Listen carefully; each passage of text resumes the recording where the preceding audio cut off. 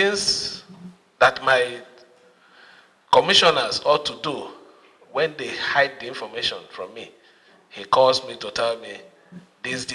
You don't know what I'm going through. I'm working with my own enemies. Imagine where your commissioner, your attorney general will go to sabotage you. It's as bad as that. But they will get their reward. Not in next world, in this world. So you see, if I had not gone to reconcile with my brother, I would have been in bigger shit. So I've already started benefiting, reaping the fruits of that relationship, that peaceful relationship. It's unfortunate, let me also say this.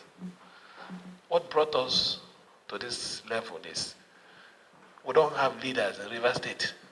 Let's not pretend. What is happening in River State even happened in Bayelsa. But people could call and say, don't do this. And they said, let's let it go. It was done here. But nobody listened because the leaders have sold their conscience. Because of what? Not even good money. Not good money. If you're doing something because of money, it should be good money.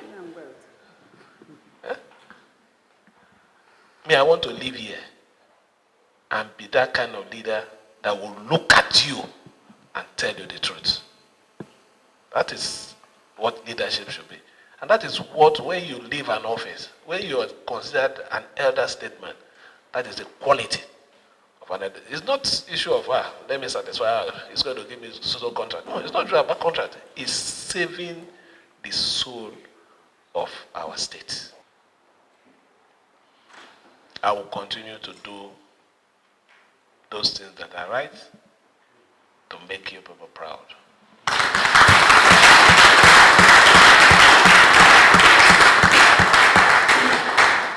We are going to work for the good of our state so that when we leave, we can work with our Papa, diette-spiff. He moves along without police. I see him in Spa.